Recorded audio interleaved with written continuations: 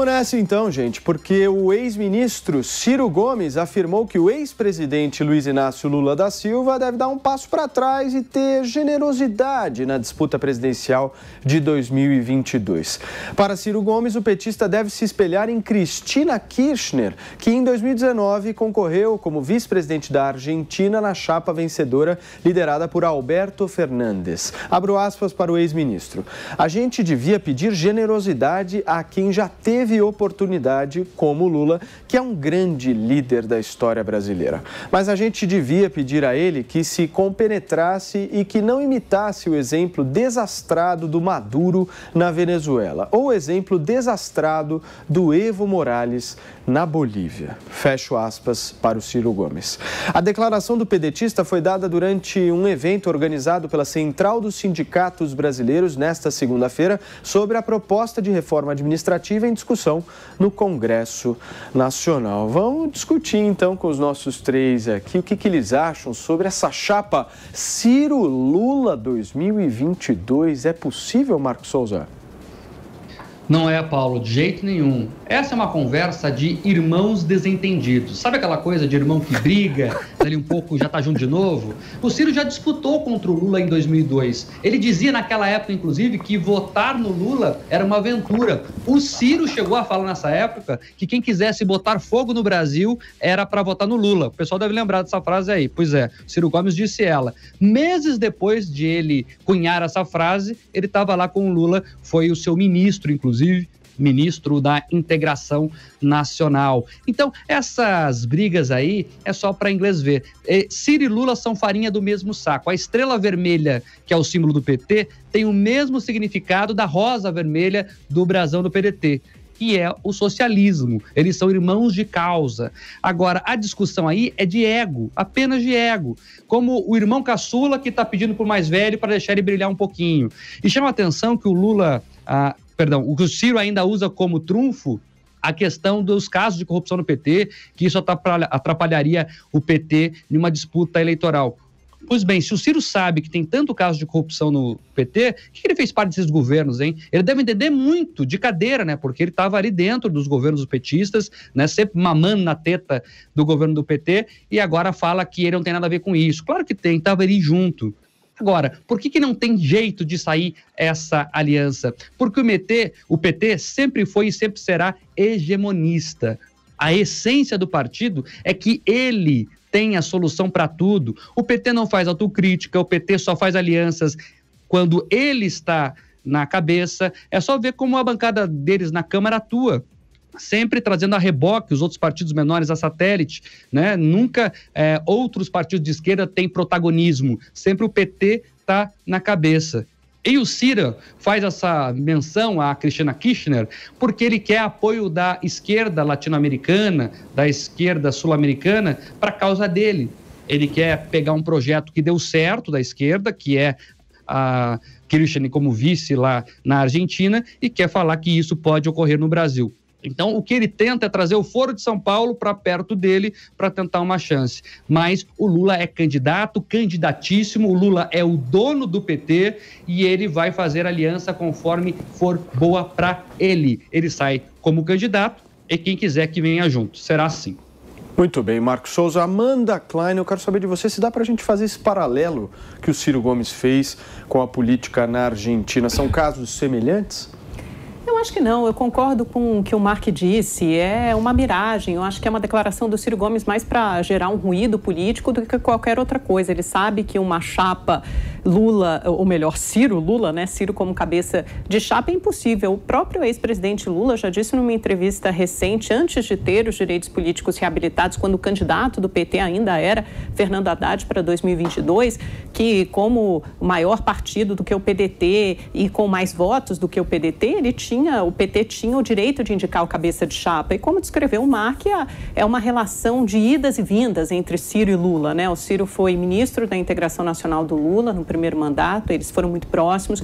Depois Ciro passou a criticar o PT, principalmente durante o Petrolão e a Lava Jato. No segundo turno da eleição, com o Fernando Haddad concorrendo contra Jair Bolsonaro, Ciro foi para Paris, não votou em Haddad, foi muito criticado pela esquerda. Depois, Ciro e Lula tiveram um encontro no final do ano passado, encontro que levou mais de um mês para ser arranjado, mas se reuniram na sede do Instituto Lula. Segundo informações de bastidores, o encontro durou uma tarde inteira, eles teriam selado as pazes, mas depois voltam as turras, voltam as críticas. Então, a única coisa que eu acho que fica muito claro com essa declaração do Ciro é que uma frente ampla, seja de esquerda ou seja de centro, por enquanto é só uma miragem, é muito mais uma fantasia. O cenário mais concreto que temos hoje é um cenário de polarização, com o ex-presidente Lula de um lado e o presidente Bolsonaro do outro, né? Agora, inclusive na semana passada, com aquele manifesto assinado por vários presidenciáveis de centro, o nome do Ciro Gomes estava lá, mas não foi feito nenhum convite para a assinatura do ex-presidente Lula ou mesmo do ex-candidato Fernando Haddad. Agora, eu gostaria de chamar a atenção para uma pesquisa que foi divulgada ontem da XP e PESP, que deixa claro esse cenário polarizado, e pela primeira vez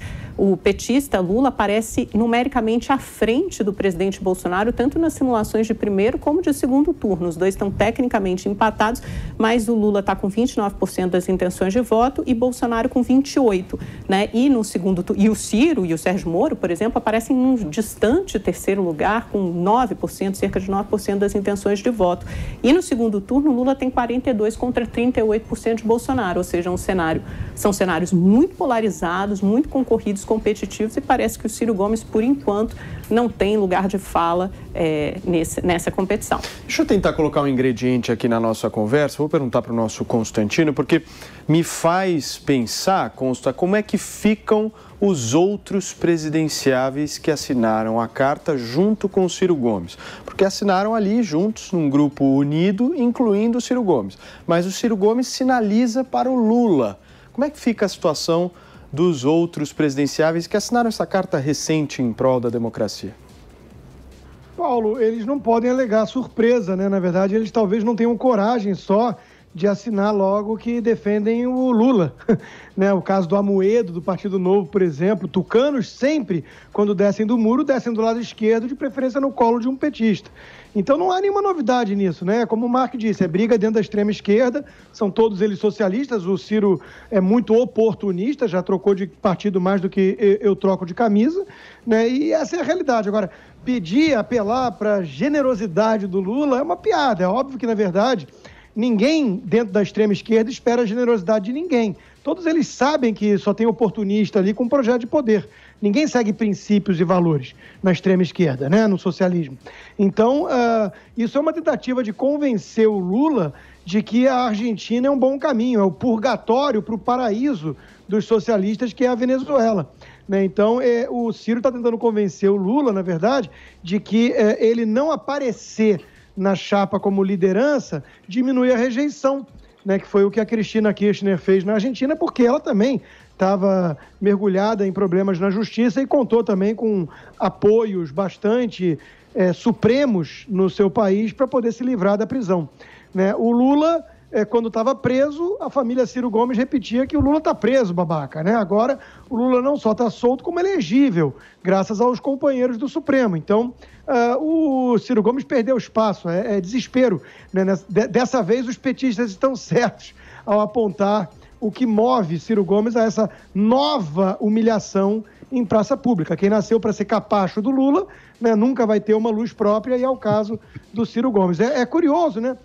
Pensar, e serve para refrescar a memória disso, né? O que é essa esquerda radical? Né? Qual é o exemplo que o Ciro Gomes menciona como um exemplo de sucesso? A Argentina.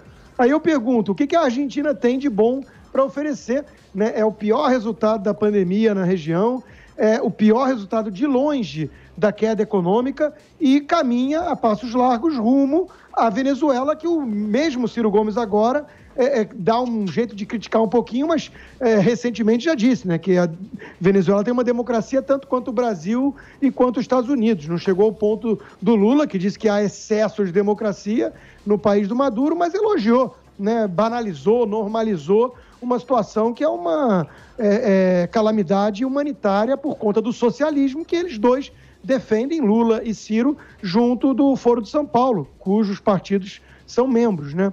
Então, tudo isso é muito lamentável. Eu só quero fechar com uma notinha extra, né, de que Sobral, onde a família Gomes manda muito, né, andou pedindo aí muitos remédios de hidroxicloroquina e ivermectina. Não sei se está tendo algum surto de parasitas, de piolhos lá ou não, mas alguém deveria averiguar. Senti uma cutucada agora em Amanda Klein, mas assim, uma coisa leve. Eu leve, não tenho tranquilo. Parasita nem piolho, essa história não é comigo não, né, Constantino? Marcos Souza, você estava dando uma risada, eu queria saber por quê.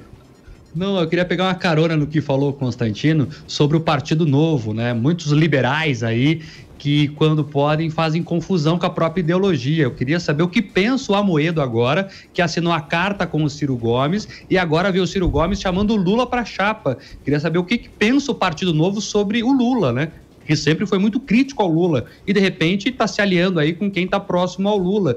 Então, é importante ver como as máscaras acabam caindo. O Partido Novo está em crise, inclusive a direção do partido está em crise com a bancada que tem na Câmara. Pode ser que a parte da bancada saia do partido, inclusive. Então, as crises entre presidenciáveis, Paulo, estão no campo da esquerda, no campo da direita e também no campo do Partido Novo. Muito bem, Constantino, quer falar mais algum ponto sobre esse tema? Não, sobre essa postura do Amoedo, lamentável, ela não vem de hoje, né? O problema, Mark, na minha opinião, é quando se abandona valores, princípios e segue apenas um projeto de poder. Então, esse anti-bolsonarismo fanático, histérico, né? O Amoedo acorda todo dia falando em impeachment, seria a solução para todos os problemas da humanidade, quase. Quer dizer, virou um demagogo do PSOL. Né?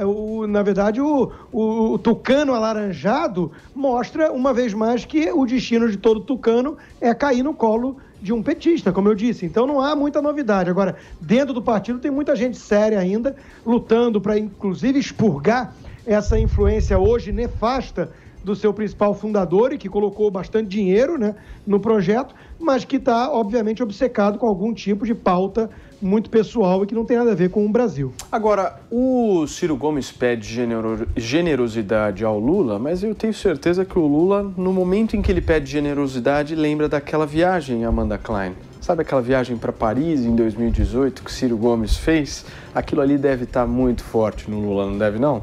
Foi o que eu mencionei no meu comentário, Paulo, mas eu acho que a política não se dá só em termos de coloração ideológica, isso acontece muito mais nas redes sociais. O Lula é um animal político, ele é extremamente pragmático e ele sabe quando se mover ao centro. E foi isso que ele indicou, sinalizou nos últimos discursos e entrevistas que ele tem dado, desde que teve seus direitos políticos reabilitados. Vamos ver se o Pleno do Supremo vai confirmar isso no próximo dia 14, né? Resta saber também se o presidente Bolsonaro vai ficar só com o eleitorado dele de extrema-direita ou se ele vai ser capaz de fazer essa inflexão ao centro. Eu acho que quando o Ciro propõe quando a gente faz a comparação com a Argentina, é muito mais no sentido do projeto liberal lá do Macri só ter durado um termo, um mandato. Ele não conseguiu se reeleger, né? Então seria essa comparação que o Ciro estabelece e propõe ao ex-presidente Lula. É claro que isso não vai acontecer, mas a gente vê o ex-presidente Lula muito pragmaticamente se movendo ao centro e evocando lá aquele passado nostálgico em que você teve a ascensão de 40 milhões de brasileiros da classe média, em que você teve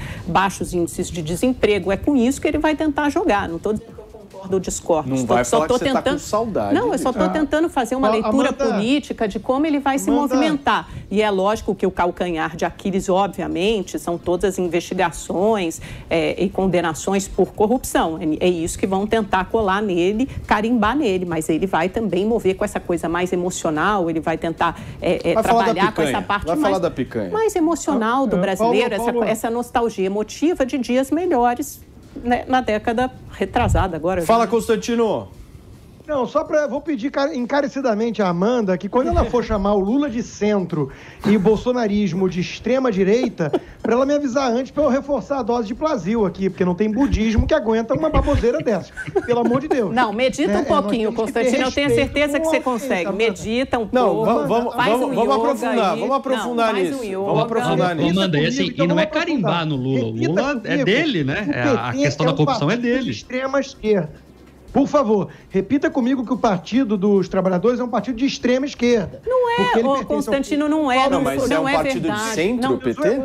O PT no poder se comportou como um partido de centro-esquerda, Paulo, e fez alianças com todos os partidos de centro. Tanto que o mesmo centrão hoje que apoia o Bolsonaro foi o mesmo centrão que apoiou Dilma, depois que apoiou Lula, que apoiou Dilma e que apoiou Temer. Ele fez um fisiologismo absoluto do centrão. Não existe ideal. E o que a gente está vendo agora nas emendas parlamentares, se não é fisiologismo, gente? É a política como ela é. O que eu estou dizendo é que o Lula iniciou esse processo. O Lula é um político profissional e pragmático. Quando ele ganhou em 2002, ele fez a carta ao povo brasileiro e se moveu ao centro. O primeiro governo dele, ele manteve exatamente as mesmas diretrizes macroeconômicas do governo anterior de Fernando Henrique Cardoso, com Palocci no Ministério da Fazenda, com Henrique Meirelles no Banco Central. Então, não foi um governo irresponsável fiscalmente. Isso foi mudando no segundo mandato do Lula. Então, sejamos justos com a história. Deixa eu ouvir o Constantino, que ele até tirou o óculos. Acho que ele não está passando muito bem. É dureza.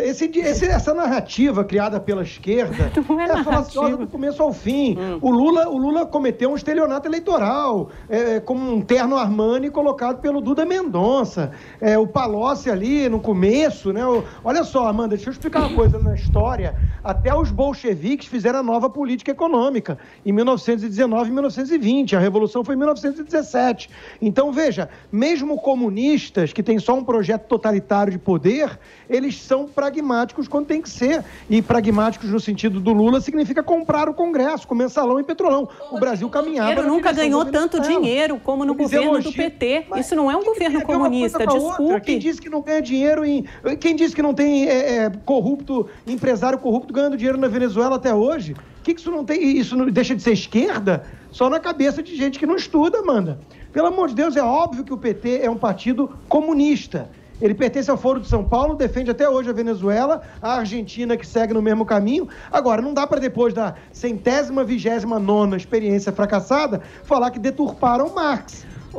Constantino, o Lula sempre foi e passou a ser, principalmente depois de presidente da República, um sindicalista pragmático. Isso até foi descrito numa entrevista, num artigo esse fim de semana pelo Armínio Fraga, quando ele encontrou o Lula numa transição que ele considerou, que ele descreveu como extremamente pacífica, produtiva e proveitosa. Então, assim, é lógico que o PT é um partido de esquerda. A única coisa que eu estou falando é que o Lula, a partir do momento que ele chegou perto do poder e foi eleito, ele fez uma movimentação, uma inflexão em relação ao centro. Bolsonaro é extrema-direita.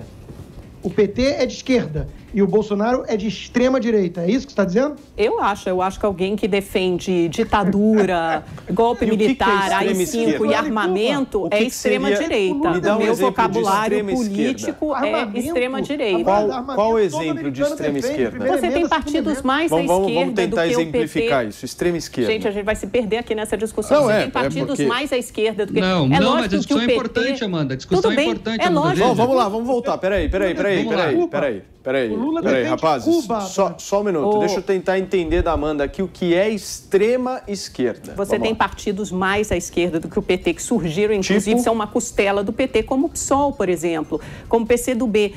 A única coisa que eu estou querendo dizer é que o PT fez uma inflexão, fez um movimento em rumo ao centro quando assumiu o poder, quando foi eleito. E depois ele fez uma inflexão mais à esquerda, quando a Dilma sofreu um impeachment e quando veio toda a Lava Jato e com as condenações do Lula. E agora, a única coisa que eu estou querendo dizer é que nesses movimentos pendulares, o que tem sido sinalizado pelos discursos e entrevistas do Lula é que, novamente, ele vai fazer esse movimento rumo ao centro. É só isso. Tentar fazer uma isso aliança. É pragmatismo político. Eu estou dizendo que a gente tem que enxergar além das colorações ideológicas, simplesmente carimbar ou rotular alguém como tal, para a gente entender o discurso e as movimentações dentro do campo político que esses diversos personagens fazem. Perfeito. Marcos Souza, eu quero te ouvir para a gente fechar esse assunto.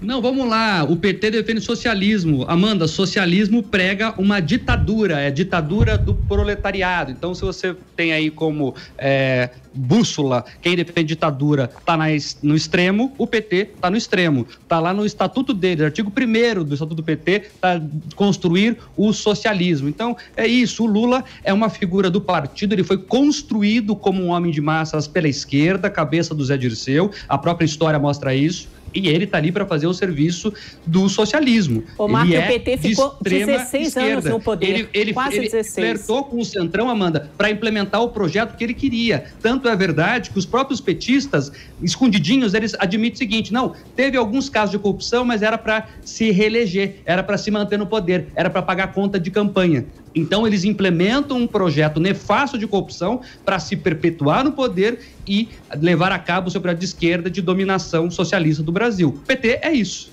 Vai lá, Constantino. Não, só para fechar, então, vamos concordar com a Amanda em uma coisa. Vamos parar de ideologizar o Lula, né, e chamá-lo do que ele é mesmo. Um corrupto safado e ponto final. Não vamos normalizar alguém como Lula.